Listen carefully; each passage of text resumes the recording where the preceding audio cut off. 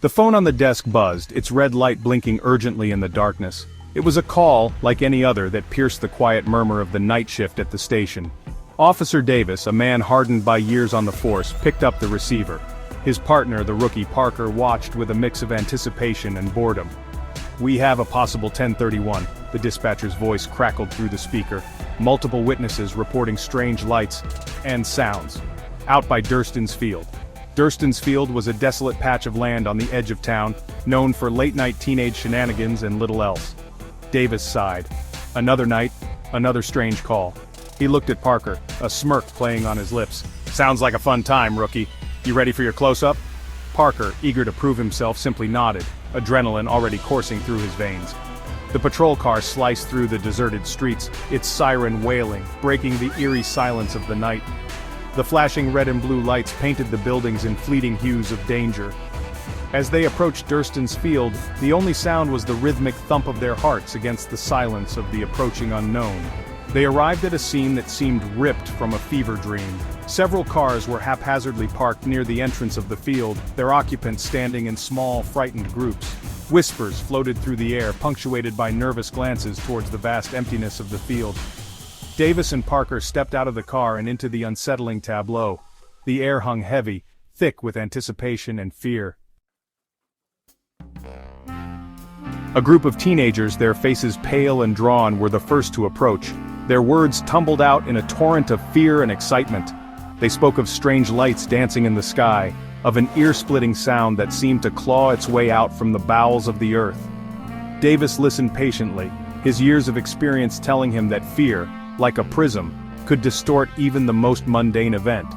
He scanned the field with a practiced eye, his hand resting on the butt of his service weapon. There was an unsettling stillness in the air, an unnatural quiet that seemed to amplify the pounding of his own heart. Parker, his senses on high alert, surveyed the scene, his eyes darting from one shadowy figure to another. He felt a chill crawl down his spine, a primal fear he couldn't quite place.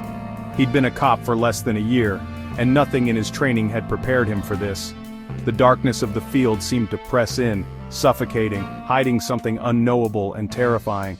As Davis questioned the witnesses, Parker moved towards the edge of the field, drawn by a strange pull he couldn't explain. The ground was soft beneath his feet, the damp grass whispering secrets he couldn't understand.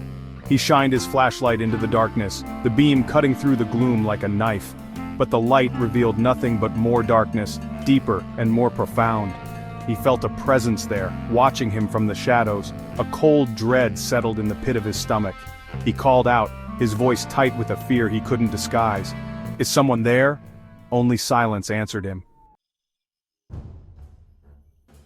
The silence was shattered by a gasp from one of the witnesses. Davis turned to see a young woman pointing a trembling finger towards the heart of the field. "There!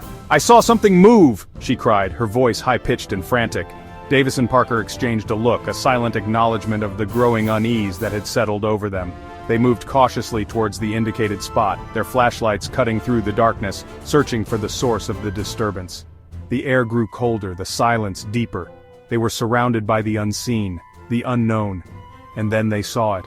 A figure, tall and impossibly thin, silhouetted against the backdrop of the starless night. It seemed to shimmer, as if woven from the shadows themselves. It moved with an eerie fluidity that defied the laws of nature, gliding across the field rather than walking.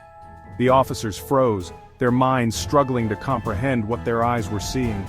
Davis felt a chill crawl down his spine, a primal fear he hadn't felt since he was a child. This was not a situation covered in the police academy. This was something else entirely.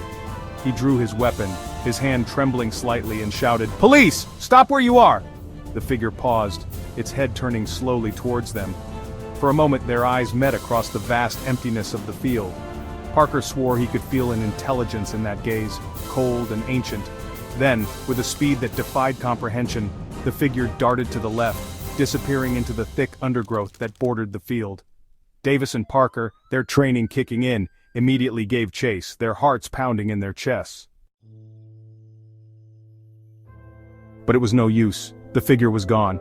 They searched for hours, their flashlights cutting through the darkness, their voices echoing in the stillness. But they found nothing. No trace of the figure, no explanation for the strange lights. No answer to the eerie sounds that had echoed through the night. They were left with more questions than answers, their minds grappling with what they had witnessed. Exhausted and shaken, they returned to their patrol car, the silence of the field pressing in on them, filled with unseen eyes and unheard whispers. The events of that night would forever be etched in their memories, a chilling reminder that there were things in this world that defied explanation. News of the strange encounter spread through the town like wildfire, fueled by fear and speculation. Rumors of UFOs and alien encounters ran rampant, turning the once mundane Durston's Field into a hotbed of paranormal activity. The police, despite their best efforts, could offer no explanation, no rational explanation that could quell the rising tide of fear. The events of that night remained a mystery, a chilling reminder that the universe held wonders and terrors beyond our comprehension. The case remained open, a testament to the unknown that lurked on the fringes of reality.